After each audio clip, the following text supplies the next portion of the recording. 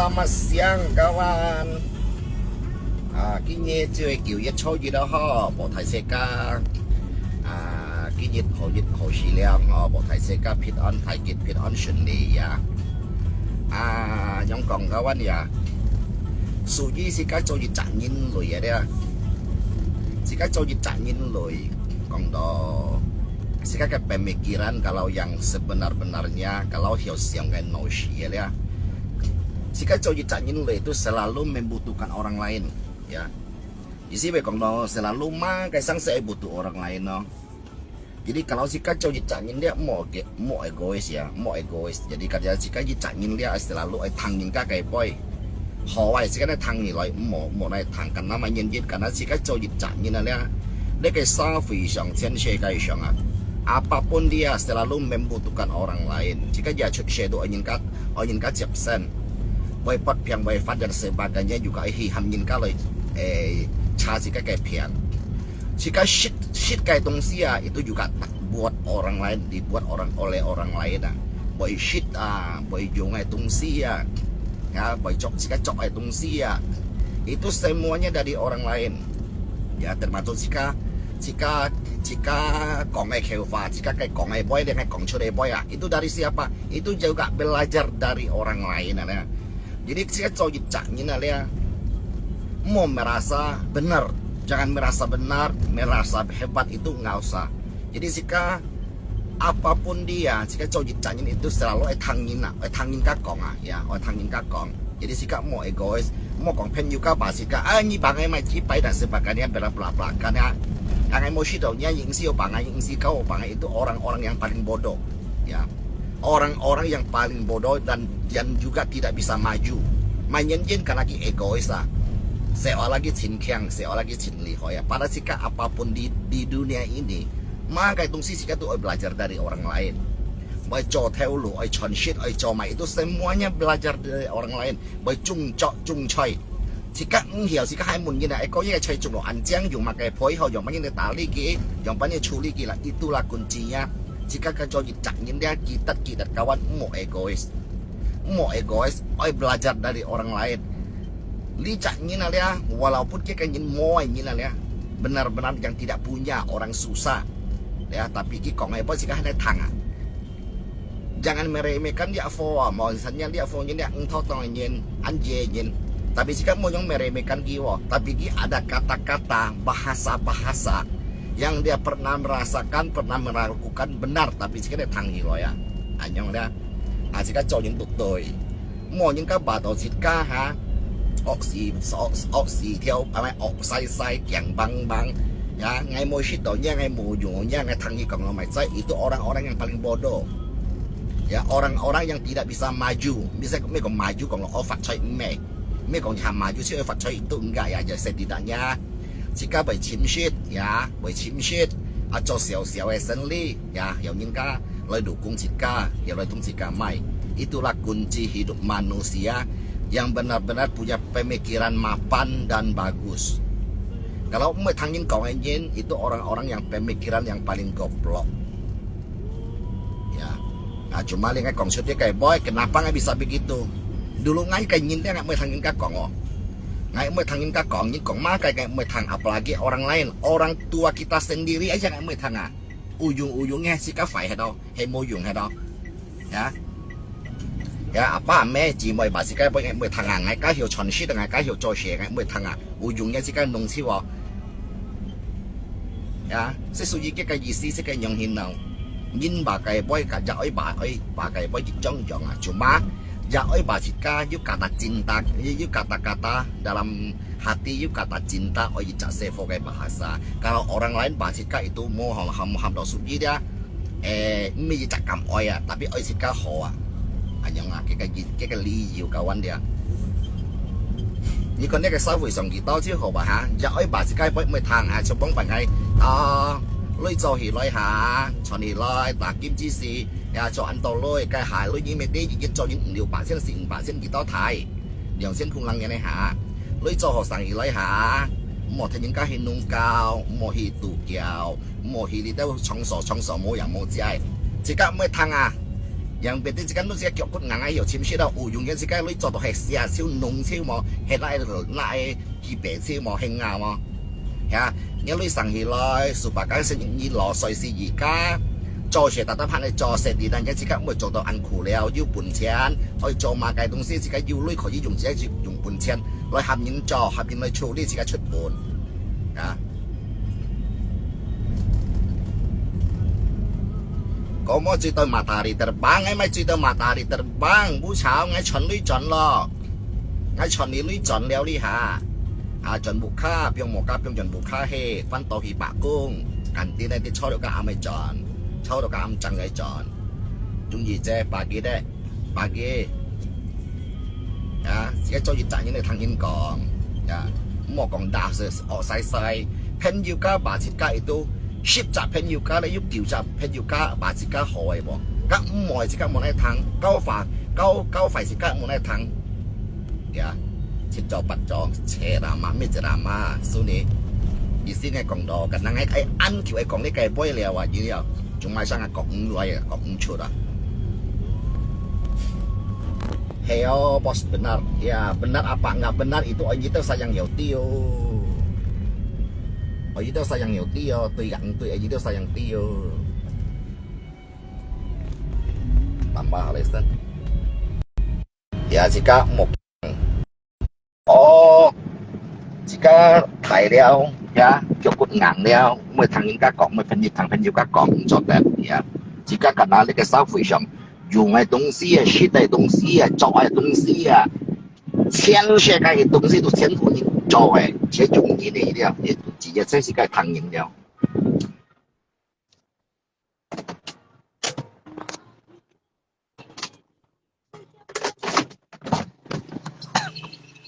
Pagi-pagi udah marah, me hari limpo, me marah.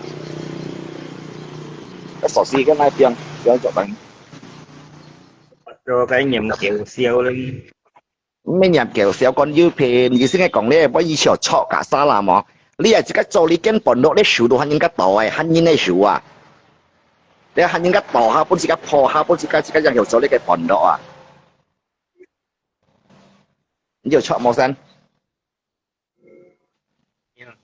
ไม่sợ jadi sekarang做業責任咧，我條馬油咩講到馬油，只會發出咩事地帶嘢啦，你咪簽説咧。Ini kan luset lu ancong anfara.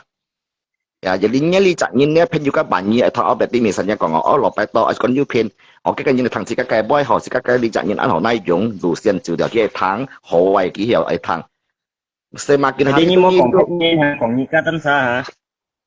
Karena dia kai sang seng lo peto cokok kai, karena bong pai ta kim chi si dia kai liang chen khung lang yin dia. Ngai yin ta kim kho yi chon yin si 500千啊，香港800-900啊，kai hai lui幾多睇呢啲Jadi sikap mới thằng giờ ấy bà sikap mới thằng lưới này hijau theo hitu kiểu ma cái东西寫掉超啊，ya. Hay sikap thằng giờ ấy kin punya dia tapi jodoh anku, makin hari makin tambah berumur, makin jauh Karena sikap bang pasti sikap salah langkah leo.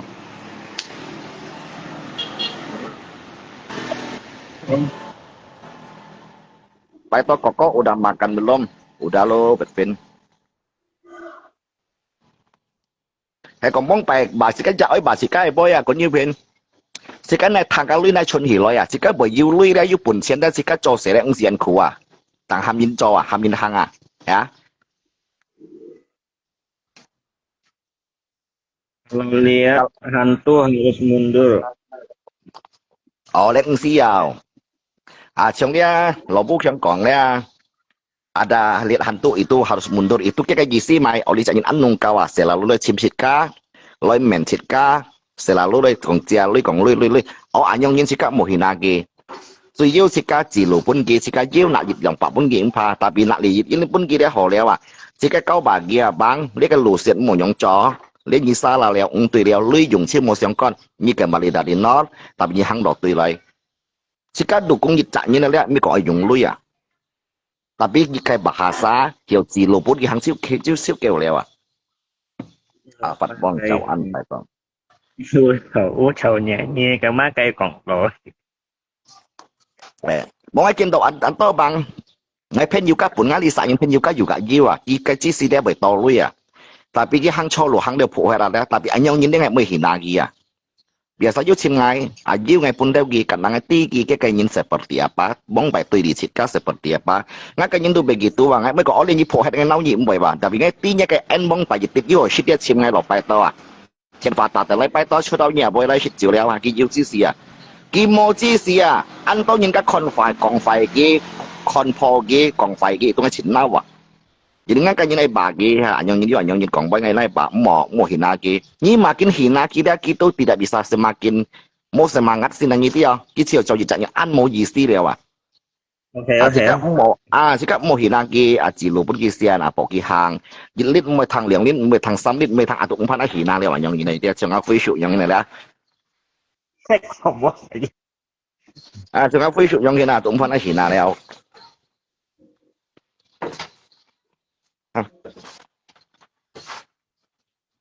Cái anh trội trận chiếu nè, mày chưa? Ngay trận chế, ngay trận đi lấy trận lo, lấy hạt bọn có hiệp bạc cung lo. Xia liang bạc chân lấy, nhịp phục xa, ú chào một địa sĩ bay to có bởi ăn là dân giáo, hiện tại đi lắm. Mò ngay nhìn dòng hiền. Ngay yếu dịch trả, hạp bộ dịch trả hình chia, mặt viên, cả nắng yếu trả xe năng xin này lẽ, ngay tù lẽ, dòng này lẽ. Ngay chỉ đó, ngay ăn xe năng, cả nắng liên hai trận đi lấy trận, lấy ăn xe năng, ăn phân hìa, jadi ini lẽ phải cổng tù, dòng này lẽ.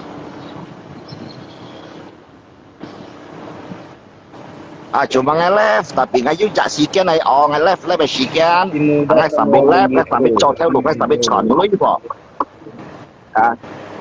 Jika ho left, cuma pemikiran sih, ini menurut saya bong pai lopai tong, sudah bau left sih ngai nhìn theo mau left, ya bu theo left ngai sih lui chọn lui lọt đi khỏi đeo vậy.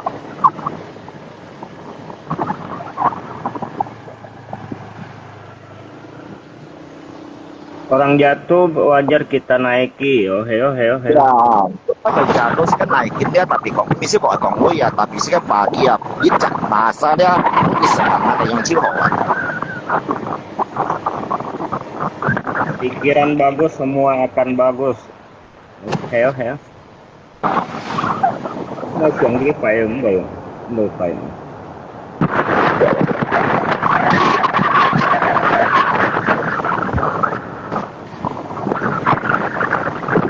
Kalau ini dia taukin punya dia ngai mangki yang mau dùng ini nih. Kalau lansi mới cho sẽ cái tụ dùng ini. Trong cái dùng này còn chỉ mà phun chiếu à, có chút biệt. Ít hà lẽ ngay chỉ ta ngay cho mày ai cho lẽ cho cả, tapi cái môi cho sẽ à. Những cái chỉ ta với lo nhiệtแต่เนี่ยแต่cái môi như vậy,แต่cái hộp cái môi như vậy.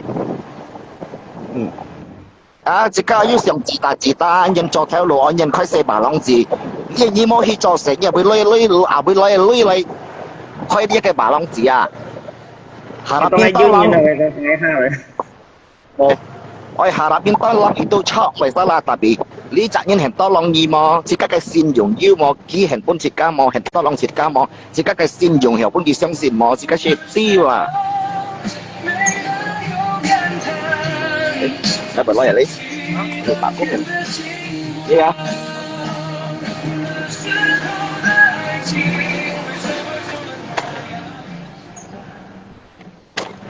Jika một sẽ biết có một có ngay nhìn mệt liên nhìn chỗ cả chính mèo ơi hiểu xiang ơi cho mày theo lối cái chuyện hít chỗ một sẽ là lúc harap nhìn vào mới còn phép xa chỉ cái chỉ mới ai sang còn chỉ cái lăn xí để cho mình to lòng ngả bà cái phép xa chỉ cái chỉ mới còn chỉ cái lăn xí chỉ cái hắn mày hắn không đi相信嘛đấy dia lah bisa dapat gaji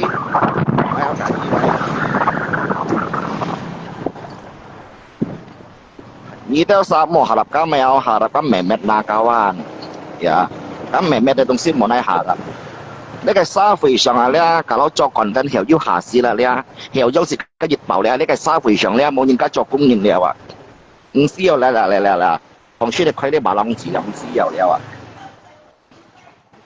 你唔需要了啊，乜嘅都錯做嘅好人啦，咁妹妹咧你冇naik harap，你佢嘅做 content 麼？Karena jika sadar ini na cini ini yang engkau dan tengah Facebook jika hokau Facebook lihat maupun Facebook kau gitu ya asim antong pun Facebook kau loh Ya, kami cok konten liao ini bayangin aja, liang juta lang yin konalia, ke dolar yang pun $20啊。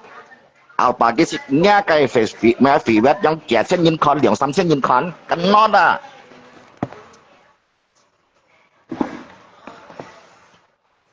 kadang manusia tidak ada yang sempurna, maka itu kalau kita nggak sempurna, belajarlah dengan orang yang sempurna.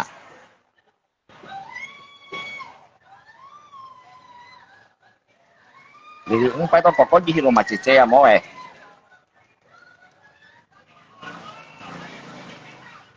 Misalkan manusia tanpa cita-cita mati, cita-cita tanpa usaha mimpi, cita-cita tidak disertai perjuangan juga sia-sia. Soalnya perjuangan lah, chẳng yêu taunya cái cita-cita lah.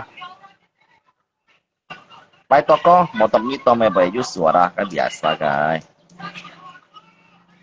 Ya, soalnya jika kalau yêu cita-cita orang yang dia motor fit ah. Ya, ngay mulai tapi kalau dia kredit ah, tapi dia kredit ah, ni mau cho ni hiểu banyak cái kredit caloi mau ah. Ini di mana Pak Eto? Alia kunut putel dia, kunut putel. Cita-citanya mau jadi orang kaya tapi tak tercapai lobuk yang oleh kong masalah kaya itu urusan belakang. Yang penting jika juga cita-cita kini jo.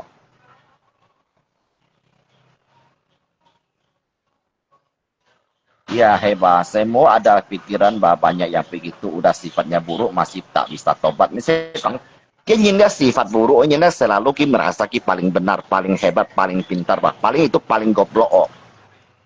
Tapi di depan itu jualan apa bang? Jam tari mantap konya likifa. Ya makanya ngai pun dia ngai kongcut de kelfa. Cokak le itu san nilai ngai itu seringnya yang ngai seringnya sini kongcut de kelfa. Sering ngai jalan ngai kongcut ngai kelfa. Ngai kai kongcut de boy cok itu san nilai ya. Tui itu san nilai tapi ngai ikhlas.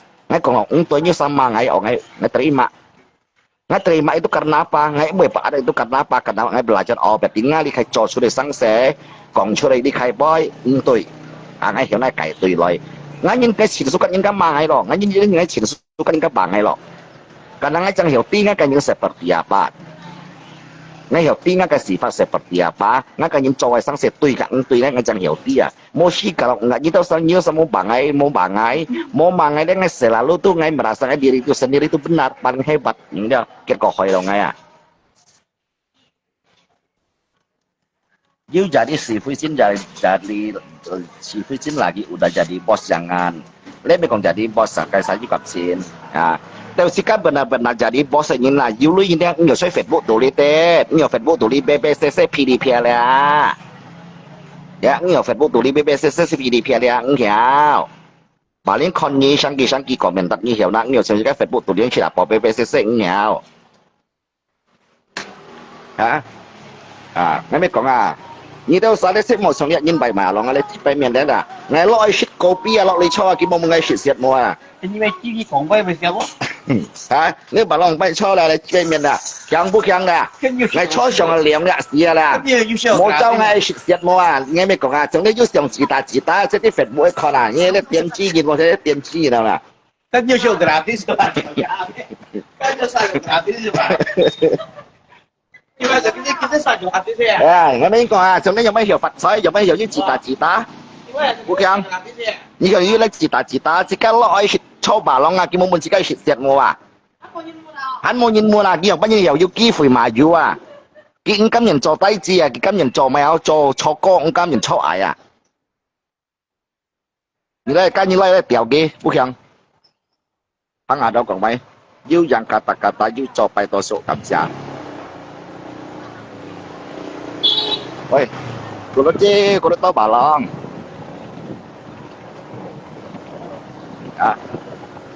trong đó ọp con trong buộc chẳng chẳng bắn nhiều mày vô cho lỗi cái môn cái shit mọ ya thế cái chuyện HP trong đó ham đồ mày đấy cái cầu Facebook mấy cái cầu Facebook tapi pun Facebook kau cái pun Facebook kau jadi sampai pun cái Facebook cùng chỉ cái nội khí chẳng chỉ cái HP tuổi đấy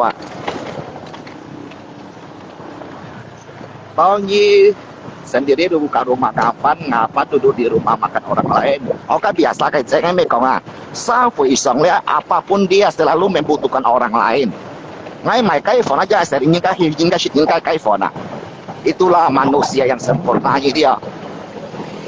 Mau kong sih kah om nasa sih kah kiang nggak kai phone mau shit, nggak kai phone cuy kiang nggak mau shit ni lah itu salah. Ya jika saya shit ni lah, jika saya hiểu dia nggak hiểu那去. Orang kayak rasa kak dia rasa seperti apa karena yang pelajaran.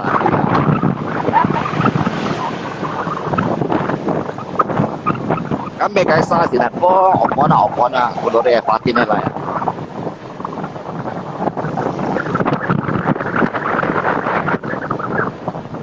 Itian chip way salah, itian chơi itu salah, apa nggak mesti kang.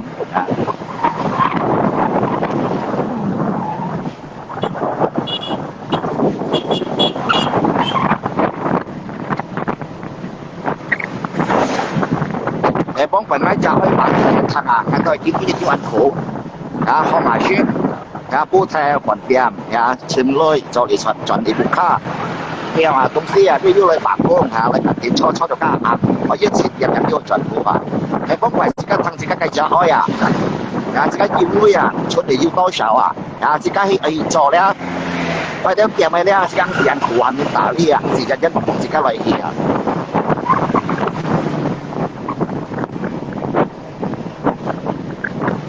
上啲 Facebook 度都要自打，前當然講前強講出嚟威前厲害，半日自打了，愛做家了，為多位特別登山冇做事喺呢講不應笑我啦。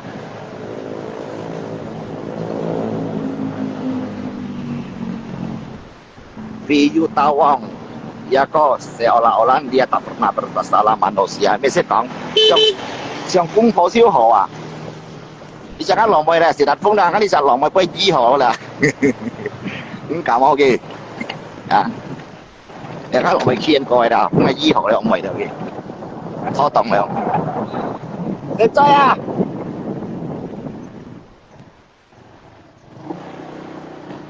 喂。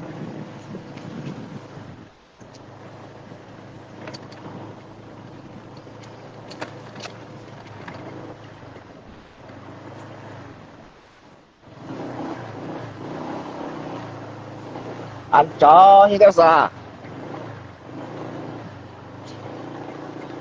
Kung po siêu hậu kawan jika sang kung po dia selalu tutak selalu saling ayang. Setiap yang gini chỉ sĩ dia ham do chỉ sĩ dia, chỉ有基礎jika 做功課咧，唔係想拗埋人見，拗背啲呢啲supaya 唔係點想拗。就係條功課樣嘢，可能意思可能係度想拗搞樣功課都得打敗特別係錯笑。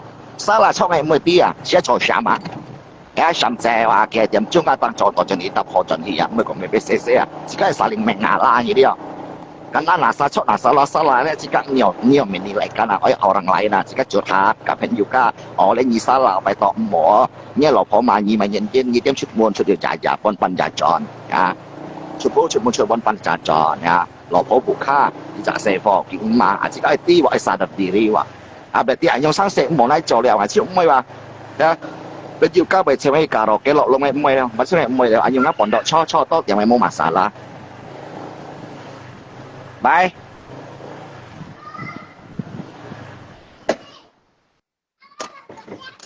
beli apa mau beli apa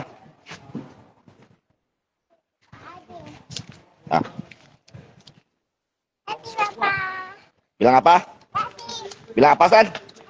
Makasih sama siapa? Ya, sama siapa? Papa namanya siapa? Apa? Ngomong kuat-kuat. Lupa itu Oh ya udah. Fili bantu papa jualan ya. Fili bantu papa jualan ya. Ada orang beli enggak? Hah? Ada? Beli apa dia? Beli kue? Duitnya mana? Fili hasil jual kue mana duit papa? Tak tahu. Oh. Ini mau beli apa sekarang? Hah? Apa? Angin. Beli angin. Abi angin juga beli. Abi beli angin. Abi bahasa beli angin. Mana ada orang jual angin? Itu bukan, itu asam. Pang ada kalau bir oi, shit bet jiwa tapi ngay pondok cho dan shit dia ngay mau chốt mới còn hit lum tủ leo karaoke leo ngay mới leo yang ada. Ngay pondok shit, ngay pondok shit dia, ngay bu miền sen dia, ngay bởi shit đôi dịch tiệm điong tiếng ngay lộc phong bởi mang ngay cảnh đây mày sáng sẽ dia hang chốt jadi hasil sih thang gitu ah. Oi, beli to beliau, kayak susu berapa? Kecil itu apa? Ah, mau panggil yang mana? Mana susu uang? Pun mama, kamu masih dah. Angkat sendiri. Balat? Apa berbalat? Berbalat mah? Hah? Berbalat? Nah, Hah? ngilo uang ke tangan mah. Tangannya bisa ngilo. Hah? Nyok. Itu ada jual li. Enggak mama sih.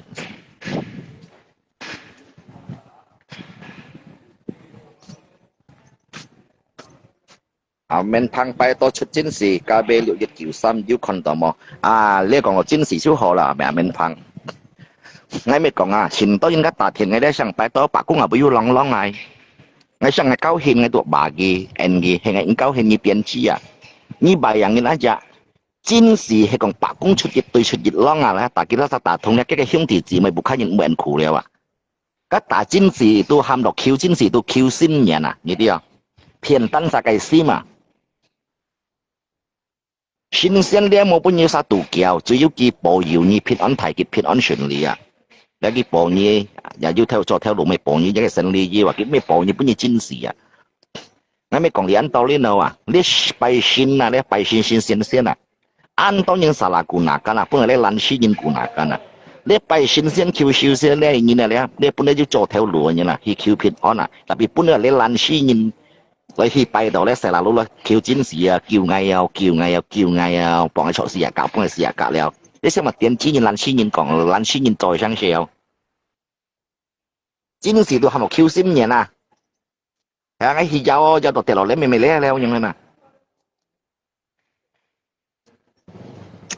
現在拜ต้นอยู่dapat tobat 係咪？我ngay biết có masalah tobat。ngay tobat dia tunggu kayak yang apa itu hilom diskoti itu nggak mulai lewat yang tu ai mau lo pai to ai chặt票每多少上下上9 cent 我ngay ngay mấy con ngay bersih mấy con ngay suci mấy con ngay mấy tu những ngay tu cuma những tu pháp 9 cent chặt票每要chọn mấy chặt mua chọn mấy 2% sementara mấy con ngay lui dan ni yang ngay cái những mọi điều kita chi oi bang mấy con sinh phơi chịu trong đấy sinh đấy sẽ muốn đấy phơi chịu lưu sinh tiếng nói là phơi chịu bài đều đấy cái sinh mò hết cái năm mai muốn đấy là lăn sinh nhân hi bài giết hạ lại sẽ được kill chiến sĩ giết hạ lại sẽ được kill chiến sĩ bọn chiến sĩ kêu mấy nhân hành bún nhỉ cái sinh bún nhỉ bài dẻo hết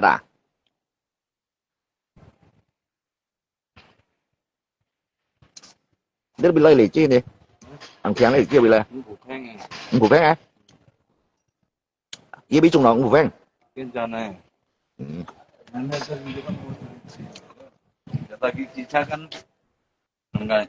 Mình sẽ講soal TikTok tuh TikTok selalu demi những cái saweran nggak seberapa, mấy bao jam dong mấy tahu men sampai menjual si kayak nama kayak agak menjual si kayak budaya, wih mai hela.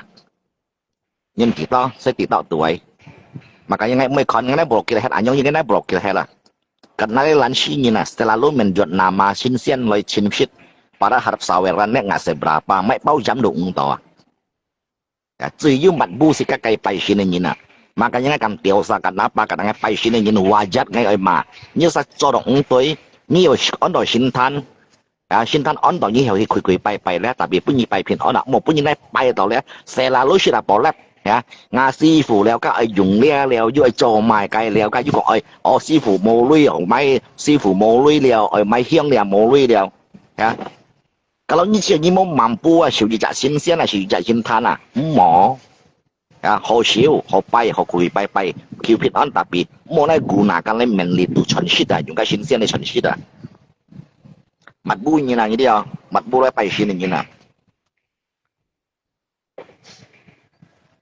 Pak itu tolong perbaikan motor fish ulah katanya lusa. Ngalui ngai perbaikan pun fish ngai kongkong ngai kayak lui ya. Ngai tung fish perbaikan ngai coba ngai kakak kongsi dah. Ngai coba ngai kongsi dah. Kakak pun ngai keo ya. Dia kisah di kiban kita cika. Pun dia lansi nyincit. Cristiano Michael Long, tunjuk chiều phố ngô. Hỏi xem có ăn nè, hỏi xem mà nè. Nhưng mày xem ăn gì?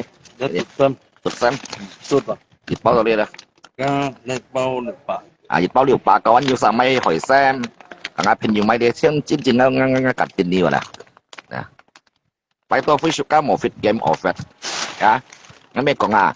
Cái mô tổ fit á, tôi cũng cái lăn xí nhìn khi đó gặp ô siêu à. Nếu mấy người về ô siêu. Mình hi chẳng à. Cái mô lý hồ chẳng à. Ô siêu. Ngay mấy con à. Má cái東西咧冇幫你lăn xí nhìn dùng à.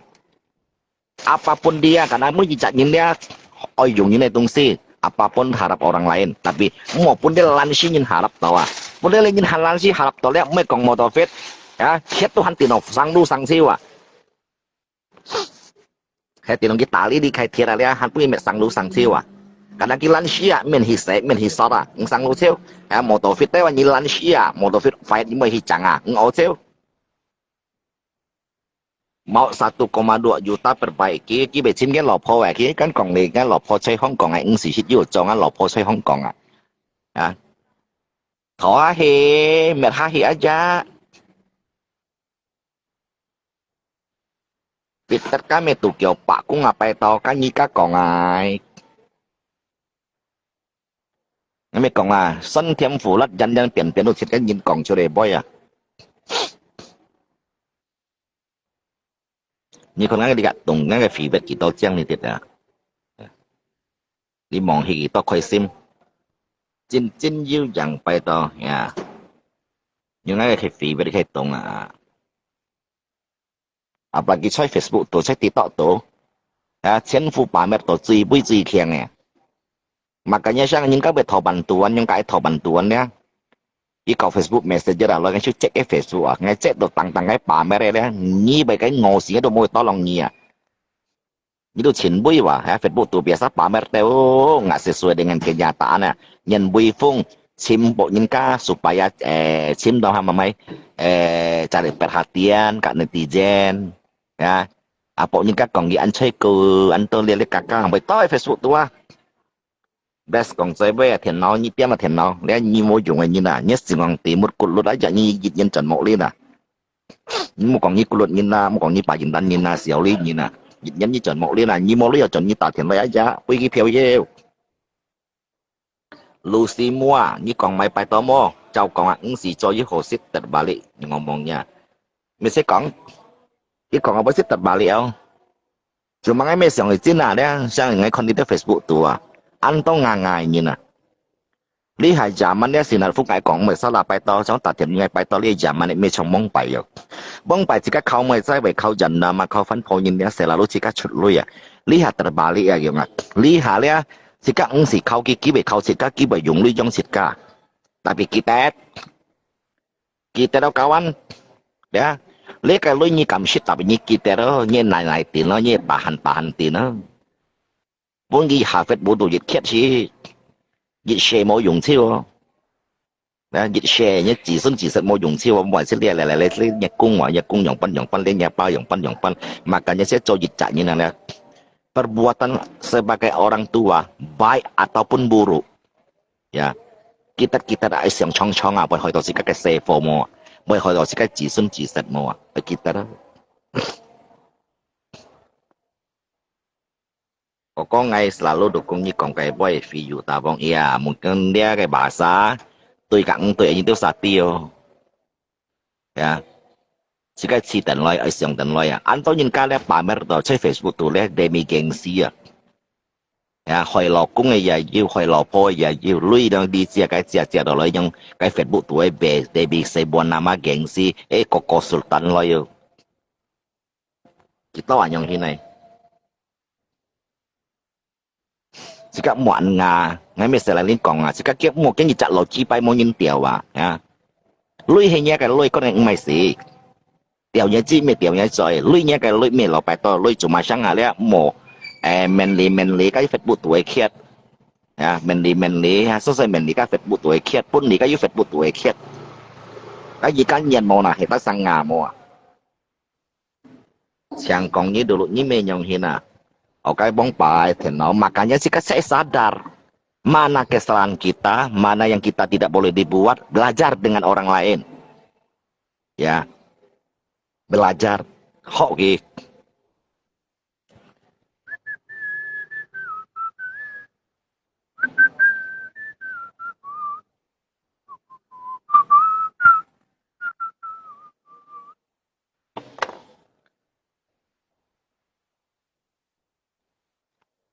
Vậy tao có giúp mình uống kopi mong mong uống kopi nhỉ cho dịch dịch leo leo à cái kẹo nhâm xiao mày khét trên cho dịch leo leo lý sao vì sống như mà còn cho dịch các hàng một máy ha còn cho dịch một còn phải với cái sự gì mày anh xin tạ kiểu kỳ đó bây giờ hè ra东西呢你cho dịch đây mày nè dia nya kayak soya an manis tapi nya sim tidak manis itu sama gak juga sama gak buah Ebona nga kayak soya an alim tapi nya sim gak alim mojong Pak Ito ngay mau tanya berapa charter mobil ke Bandara Pontianak paket ama supir charter kalau Chinese atau Chinese John PP atau gimana Kak supir Juli tanggung siwa 4 bang siapa 4 bang sekali jalan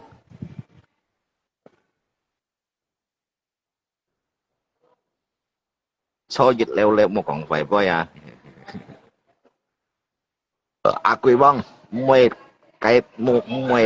mười cái tali theo anh to kita perbaiki di jalan lopai to jika mau punya tali dia mau punya tia gitu ya jika mau punya tali mau punya tia soalnya Lisa yang kita kong lihat for viral dia masalah shop mai dia shop mai ya ini kamanyong cowa Nah, kita sana sang ngam nai viralkan. Jika jatah sakam rekam doki pun nina, to mai itu sang ngam sebarkan.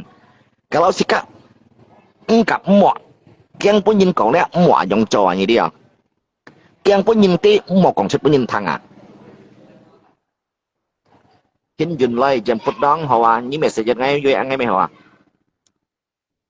You lui selalu you coy gitu ya bosku. Oh me kong you lui kong you boy yo, me yo. Ya. Lấy dulu đi còn dulu boy nhìn nè selalu menghina orang yang tidak punya ki kong apa thằng ini artinya dia for dulu nhìn nè sok anh sok ki kong boy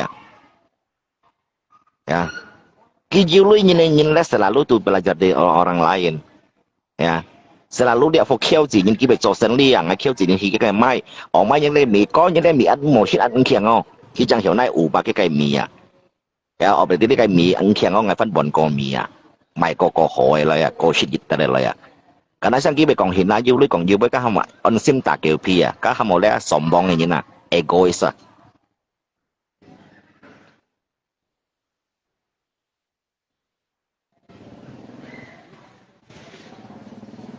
anh phi tạ kiểu sim mà susilo ya xong như xin đặt phong nhung siêu hồ như mày hai bé tiệm ngay kêu gì thì mày cổ ta ya dịch GB 2 GB 3 GB H3 HMT có khiang ngay cái còn như thằng họ có ngay cái lọc cả xí ngay hàng môi ngay cái xí nhất có khiang dùng M3 như tập mấy tới M3 mày lo ya chỉ các một hình gì hoặc một còn ghế nhé bởi mấy thằng như mỗi như thằng nhé bởi mấy giấy các xe một như nó còn mày sòng bong này như nào như tiết lý ăn sòng bong còn chưa là nhân bởi chỉ các tôi belajar dari như là đi như ngay cái hàng môi tung ngay xí là H3 hết cộng xe như cái M3 dia ngay mau còn như thằng như hiểu tia như hiểu mày lẽ sẽ gặp mỏ cái phụ hiện sân YouTube video pun như còn hắn quay còn ấy tôi bị mỏ na như cầm xong cái cầm còn là cái nhân còn một còn nhân tí và tapi anh vì kiểu xem ha Nicholas Nico hay vẫn còn nó có vấn hay vẫn còn ho jadi ngay laptop tao đi bây giờแล้วanh gì kinh lý chọn đi chọnแล้วngay video mang post ya lihat lagi di kantin di cho được cả mấy trận lihat ham đồ xí cá đi cho xí cá cho chủ mà ham một tí yang thân juga lagi ở chim xí cá ở nhị xí cá yêu bơi họ còn ở chim xí cá 10 cá lagi xí cá mùa ali Karena saya做生意itu dia我做一陣人面有噶話，唔係講你要你做生意之後要生意唔係話，我人面第一喎。生意再叫事活啊，初要人生意再叫事活喎。OK 啦，感謝各位啊，係種講叫一初嘢拖。博提世界平安了，為冇做條路沙，玻璃隻嘢借呢隻叫一初一過嚟，อันนี้都使有得到條路做，不要做條路沙，博應該使條路健做路健康了呵。因為你嗱個行係冇成日嘢，但係你講嘢咧，風咧，做乜嘢嘢可以做嘅嘢講都講嘅啦，咁咪成日嘢咧講嘢咧都langsung kita tuju ya，成日嘢都咪使。呀，玻璃日叫日初夜，博提世界平安了啊，博提世界順利了，為出門呵yang講到kawan kita lah，過年咧出我三嘅冷日了咧，過年出我三嘅冷日了，近很有機會，你三嘅冷日咧，你下車身叫用撳傾去做戲邊咧，一陣一做到很有4條類個人嚟比，一三嘅冷日要10個條，jadi你下開始做戲了，我講嘅春年想擇日。要相信 Facebook 對nghề lưu đeo khét leo nhân tèo leo nhân leo măng may xăm khu măng may má cái chế đồ măng may cái chen leo hả jadi hắn chưa xong này lắng nhất đi trò leo trò đó nói cho nỉ lời leo cho nỉ bây giờ xe phò hiểu may xăm khu cũng xe phò bởi mỗi nhân leo hiểu máy nhân leo chúng tôi sầu rồi chỉ các cái thông nhân cái phun siêu còn nhân muốn nhịp nhàng yêu lui mỗi lui tập eco máy xèo cái li bút tụng phà leo mereka hanya hotel. You 講錢價，maka dari itu 開始dia jika cewek chun了上到起來了，yang cái lọc bài都咩講上錢多冇，我有冇上錢多，我要有shit要用啦，咁講啦，嘢你知啊嘢，小你知你小個你知未強嘅小，薄闊啊，嗱。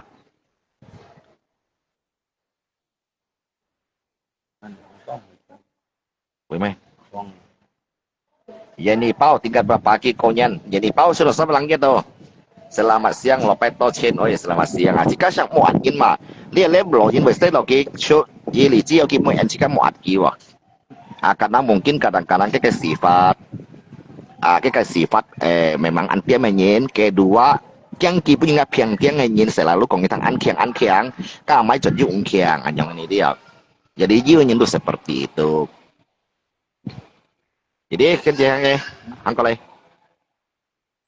bà Duy học cái như khi bà Duy học cái bấy nhân thằng gì sih yang nhân kata-kata hari ini mình có Duy học bấy men tụ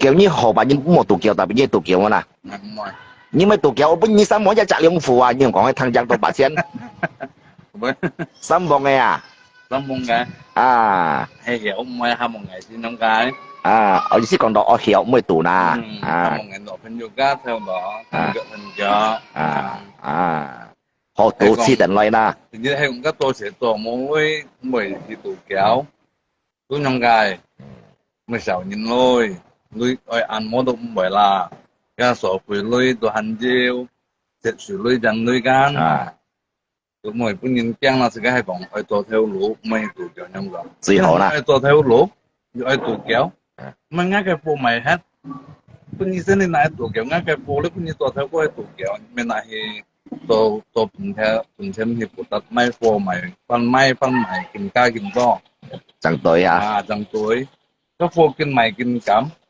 tụi mày kinh cao phố léo hả cái này tụ kéo cái tiếng tụ kéo cá hay còn tụ kéo những cái tụ một tiếng tụ theo lối cái này tiếng tụ kéo leo mồm nhỉ hay bật tiếng như chỗ gì hay còn tụ kéo mồm gì cái này còn thì thổi chính sĩ đó hay mày nên là cái này như còn giúp bật cổ sang hàm mồm giúp hình như các cũng sang chính thì sang hạt tại sang đến rồi cái bún nhít dùng cái hay tụ theo lối nhít gì cũng sống dữ dụng hết đó dữ dụng hết ăn hồ theo lối tôi về tiền mua theo lối về phù hợp rồi ok hay yang còn đó ha cảm ơn nhé cái kata-kata hari ini kan sih Mungsung kalau main kata-kata hari ini teri adalah kencangnya kalau bisa menghasilkan duit coba Kaima oi 你先學雞嘛了，冇買。OK 啊，冇送 K 你了哈，係咁講啊，拜拜，再見。啊，明天嚟再見面啊，明天嚟再見哈，明天嚟再見了哈，啊，goodbye，拜拜。